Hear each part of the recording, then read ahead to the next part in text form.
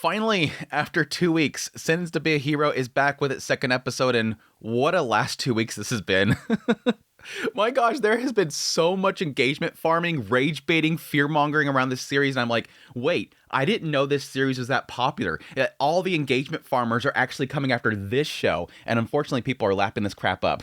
Like, you have people over here that are saying, oh my gosh, it's delayed, the production's going downhill, everything is burning, the second episode has been delayed, when in fact they announced that it was going to be this schedule a long time ago, but apparently it's now delayed. And then you have people over here that are making like crazy comparisons between Sentence to Be a Hero and Mushoku Tensei, and so now you have like everybody's fighting with Mushoku Tensei again, because every single time a new series comes out, we have to argue about how Mushoku Tensei is horrible, even though it has nothing to do with the show. It's like, what are we doing? Can you people stop feeding this clickbaiting? Can you people stop engaging with this crap? You're just making them money. It's so crazy. I'm sorry. I had to rant. This has been cooking inside of me for the last 2 weeks. Like, people stop engaging. I mean, I need to make a whole video on this.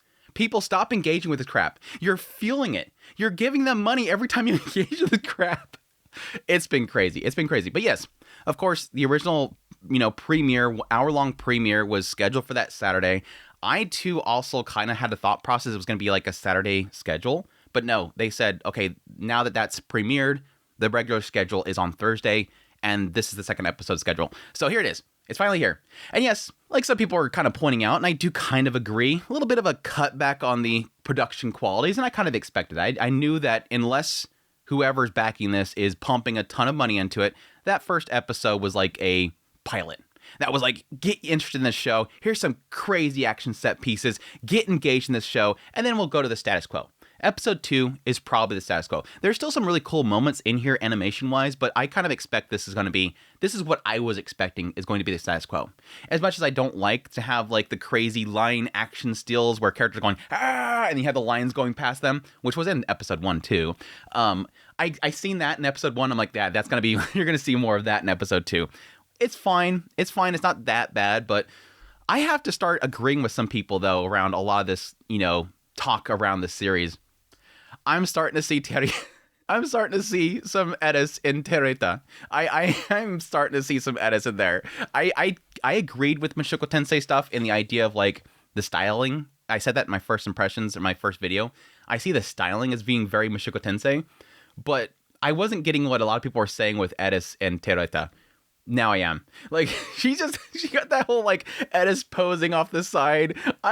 Praise me. I'm doing a good job. And everything constantly. She was super cute in episode 2. I liked her in episode 1. Obviously, this lolly goddess that's, like, super OP. And she's running around and she's, like, let me unleash my power. I can literally level everything here. And he's constantly saying no. And we find out why at the very end. But episode 2 was totally that. Let's walk around, travel everywhere, do our mission, and she's just constantly going, let me do something, let me do something, can I do something, let me do something, I can do something, I'm so good, I'm powerful, let me do something, praise me. It's just so cute. I love her to death. She's just a little gremlin. And we got a pouty face this episode. We got her doing a pouty face this episode. I'm like, yep, clip it. We got a pouty face. Just her like setting up the seals and going, yeah, I got it right. And then it just falls over and she's like, what? Got the little marks above her head. She was cute. Cooking, raising her cooking level and everything. I love it. But of course, there's a lot to dive into with this episode, so we should really get into it. I've been delaying it long enough, but my thoughts on the second episode overall, really solid episode. They're setting up for something, but I do feel it was like a nice little calm down period between the crazy epic fight beginning, getting built into the second fight, which I'm assuming could potentially have something to do with the goddesses. I'm just having speculation based on that last shot that we got. But let's dive into it. Open up the episode, we get a little reminder of what happened at the end of the last episode, the fact that Xylo wants to get his revenge, but then immediately Terita wakes him up. And this is where we establish, apparently, the way to break the pact from the goddess themselves. It requires 2 different things, one being death or mutual consent. So that's sort of his way of saying, now you know I'm not lying, or they're lying, is the fact that I'm no longer in a pact. So obviously either she's dead or we made an agreement there. And I think that there's probably an understanding that these goddesses aren't going to want to consent to that. I think with how Tereta is so like set on Xylo to be her knight, I would assume that kind of carries over to Sinerva.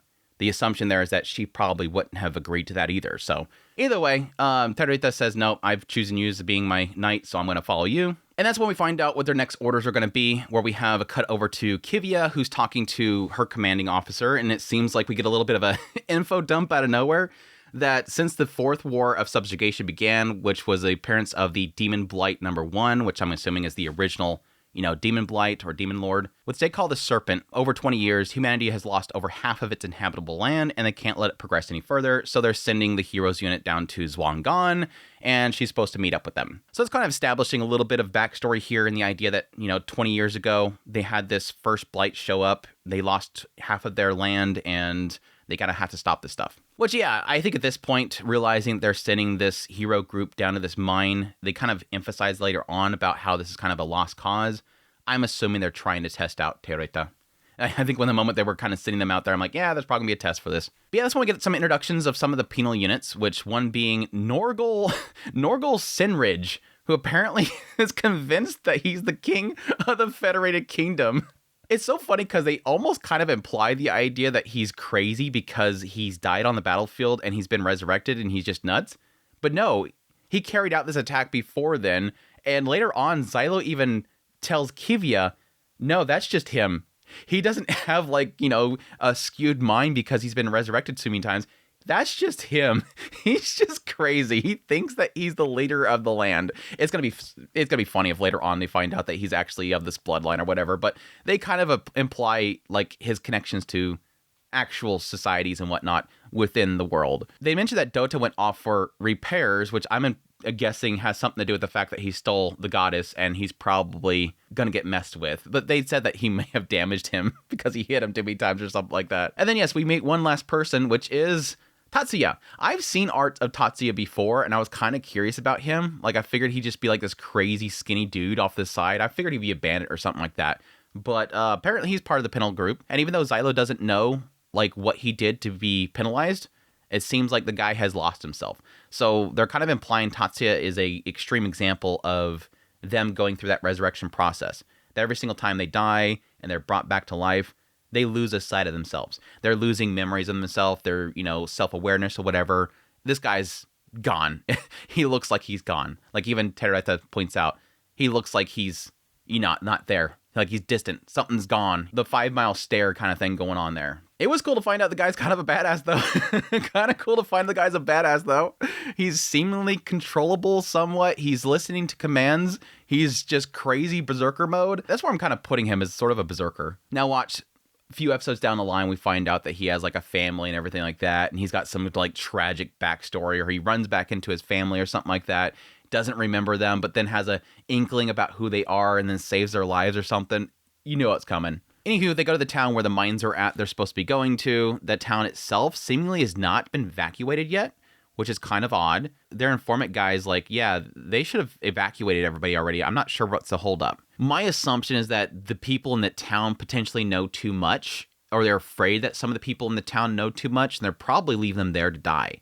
Because that goes into my theory that this whole thing is that I think this whole mission with Xylo and Tereta is to send them in there to potentially see, what Tereta is capable of with Xylo as her knight. He seems to imply at the very end, and I kind of agree with it, that they might be trying to get rid of Xylo, sending them on this mission so that he ends up dying, and then they can take Tereta and use her elsewhere. Or to cover up their mistake. That, yes, in this whole situation, they imply that Verkle Development Corporation and the military have put a lot of money into this location, and thus they probably made something here. That there's an experiment gone wrong here. It seems to imply everybody except for Xylo don't know that humans can become fairies. They didn't know that they can be corrupted. And so this is shocking to everybody. And so there's something odd here. Something is off here. And I think it's probably because the development corporation, the military were experimenting down there. There could potentially be a failed goddess down there, which that's my theory that I'm going with. And they just want to cover this stuff up. Again, that goes back to what I said earlier. I think this town is not evacuated because they're afraid that some of the villagers were down in the mines and they know what they've been doing down there, and they don't want that information to spread. They want them all dead. I think that's where it's all going to end up leading to. But anywho, as they're heading towards the mine, we end up finding out that Norgal, what's special about him is that he seems to be very smart. He's very good at making sacred seals, which the sacred seals, they didn't really dig too much into it, but it seems like a surface level here is that they're just inscriptions that create magic. It's knowledge seemingly bestowed upon mankind by the gods. But yeah, Xylo has 2 of them. Apparently one is to create the explosions, one's to allow him to seemingly jump or at least increase his energy. And Norgal makes other stuff like, making lights and whatnot. Seemingly just like magical implements and stuff like that. But yeah, they get down there. Kivia finally shows up. Xylo's already kind of questioning why the hell they're even there. Normally with minds like this being taken over with light, they would just cut it off and leave. But for some reason they're being sent there.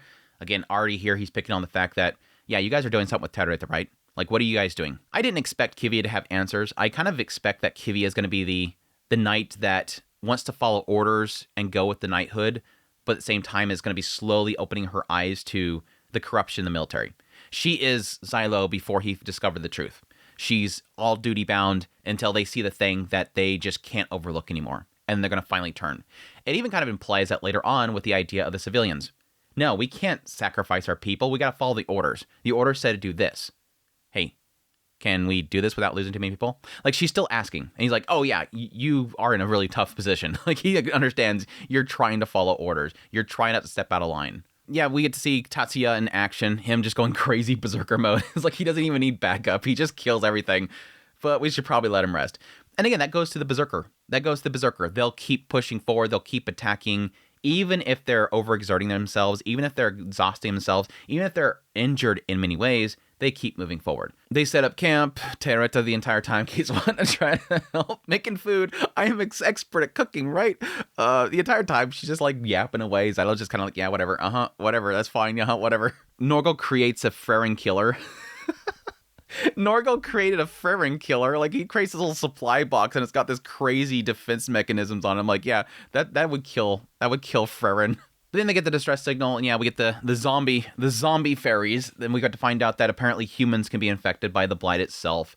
Again, seemingly pointing out that a lot of these soldiers are not even aware of this kind of stuff. That this is odd. But upon discovering that some of the civilians might be there, they kind of contemplate sending somebody. Xylo decides to go himself. It's going to be funny if they end every single one of these episodes, or at least some point in the episode towards the later part, having Xylo say some edgy thing like, "Oh, you're all self-serving. I'm going to go by myself. I don't give a damn about the civilians. I'm just mad as hell right now." The commanders for leaving this garbage plan to happen, and all the people eagerly waiting my death. I don't need you guys. They're making them all edgy at the very end every episode. Again, I think he acknowledges the fact that they're trying to set this up, that this is all set up for trying to force Xylo and Terreta to do something. And so him technically leaving without Terreta is sort of to their plans. And I like that he's kind of being very mindful of sort of where his boundaries are at, because yes, he could totally just take Terreta. All right, we're going to go down there and save the civvies, and then it's going to work out really great. But it's probably going to cause conflict with the Holy Knights. It's probably going to get him more in trouble if he were to bring her down there. Doing it this way sort of does serve what he knows that they want without causing a conflict if it does work out. And yeah, like I said earlier, I kind of assume that whatever this thing is that he has to go down to see is probably going to potentially be some sort of experiment done by, the corpse and the military, potentially some failed goddess they were working on. It kind of looked like a person down there. Again, that could be just be a person that's corrupted, a random civilian, but I'm kind of assuming it might potentially be a goddess, a failed goddess. And that's really to my point. I think that there's potential that a lot of these demon lords are going to end up being goddesses that are all failed. Going at, 51 at this point? I think they mentioned this one was 51. Yeah, this one's 51, named Lotus. Anyways, that's pretty much the rest of the episode. They kind of mentioned a little bit about Norgal himself. Some guy was mentioning the fact that he's unbecoming to see him, the last disciple of the sage Hordu, pride of the academy, reduced to this. So again, kind of implying this guy was at least, like, he was a part of something. He was a part of this academy as a disciple of the sage, not a king, not this ruler or whatever. So I'm kind of wondering if possibly whatever he was working on, part of those magic skills, did something in there mess with him? Did something break him in his studies? Or potentially somebody that was jealous of him messed him up. It'll be interesting. He seems like a goofball so far, so I'm interested to see what his story is. But, that's my thoughts on episode 2 of Sentence to Be a Hero. Hope you guys enjoyed this video. As always, if you did, hit the like button down below. If you like this content and you want to support the channel more, become a member of the channel. Until next time, you'll take care.